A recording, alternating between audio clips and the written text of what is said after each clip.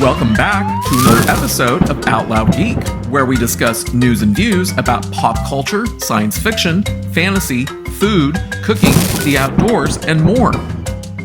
Black Adam had an amazing opening weekend, earning $67 million in the US, and it didn't just do well domestically.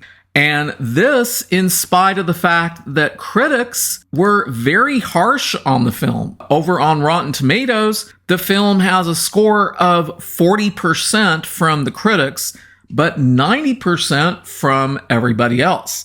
I don't think that this is a tainted score of any kind. So what's interesting is the vast difference between how the critics view the film and how the general audience views it. But the film is very successful. Thanks to a pair of movies featuring some of the world's biggest movie stars, the domestic box office came alive after a tough fall. DC and Warner Brothers' superhero pick Black Adam flew to the top of the weekend chart with a promising $67 million to mark the biggest domestic opening of Dwayne Johnson's career outside of the primary Fast and Furious franchise. Overseas, Black Adam opened to $73 million from 77 markets for a global start of $140 million. The UK led with $6.1 million, followed by Mexico, Brazil, and Australia. So Black Adam has a huge audience, not just in the US, but throughout the world, which is going to be really good for it. So I strongly believe that this film is going to not only break even, but be profitable as well. While a $67 million domestic launch would usually be considered a relatively modest start for a big-budget superhero pick, Johnson's movies are known to have especially strong multiples, which Black Adam will need to cover a production budget to the $195 million to $200 million range, including reshoots. The New Line / Warner Brothers movie is playing in 4,350 cinemas, including IMAX and premium large format screens. Critics are mixed about the movie. While audiences gave it a B+ cinema score and OK exit scores, males purchased more than 60% of all tickets sold.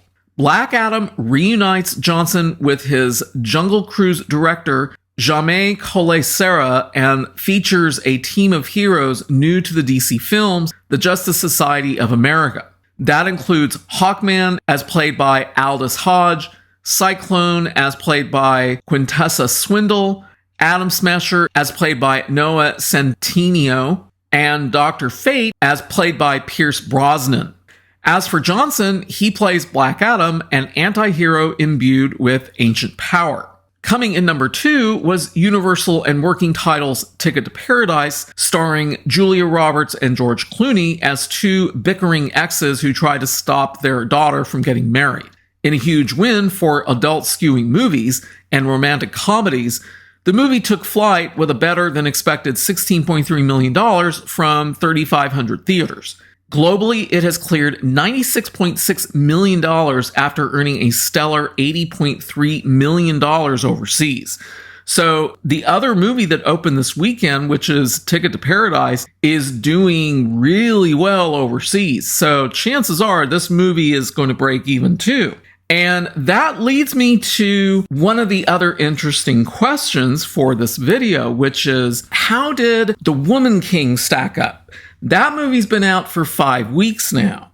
And interestingly, it didn't even appear in this article from The Hollywood Reporter, nor is it even mentioned in Variety's article about this weekend's box office. Why?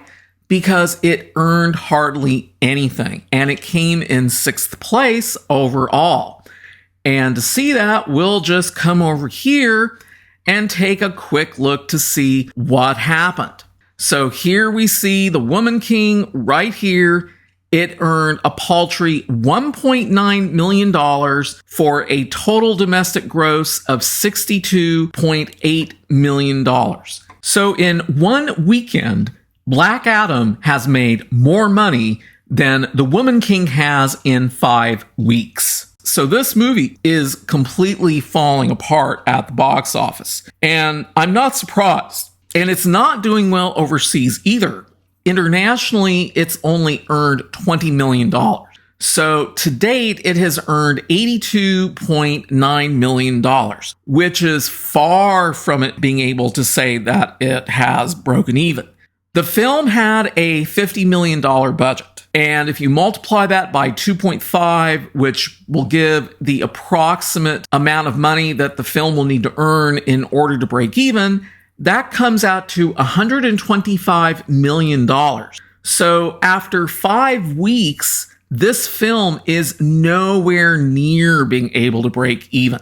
And to be honest, I don't think it will. I think that this film can be classified now officially as a flop. I really think this movie has just completely fizzled out. People just aren't interested in seeing The Woman King because of how much it twists and misrepresents the actual history of the Kingdom of Dahomey and the woman warriors who were heavily involved in the slave trade.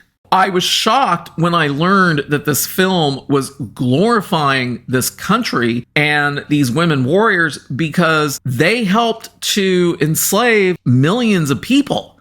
This September article from Slate sheds some light on how The Woman King effectively softens the truth about Dahomey's involvement in the slave trade. King Gezo came to power in 1818 following a coup d'etat against his half-brother, who was king at the time. In 1823, when the film's action takes place, the British had already abolished their slave trade and were putting pressure on West African states and European and American countries such as Portugal, Spain, and Brazil to end their own. Brazil had declared independence from Portugal in 1822, but continued actively importing enslaved Africans, including from Huida, which was part of Dahomey. Meanwhile, Dahomey had been paying tributes to the Kingdom of Oyo since 1748. In 1823, under Gezo's rule, Dahomey fought a war against Oyo and eventually succeeded in ridding itself of the tributes. This is the action that's portrayed in the film. The first scene of the movie shows one of the raids led by the Dahomeyan army. The Agodije attack a village. In the movie, the women soldiers kill the men and spare the women. In reality, more probably, the soldiers of the Dahomeyan army, both women and men, would take the healthy younger villagers as prisoners and walk them to Dahomey's capital, Abomey. The Woman King portrays the Agoji as liberators. In the film, the Mahi, a people established north of Abomey and allied with the Kingdom of Oyo, are seeking to capture Dahomey's subjects to sell them into slavery. But the reality was quite different. The more powerful Dahomeyan army was often the one that attacked the Mahi. King Gezo and his predecessors led several incursions against the Mahi during the 18th and 19th centuries. Most prisoners who escaped alive from those battles were sold into slavery to the Americas, especially Brazil.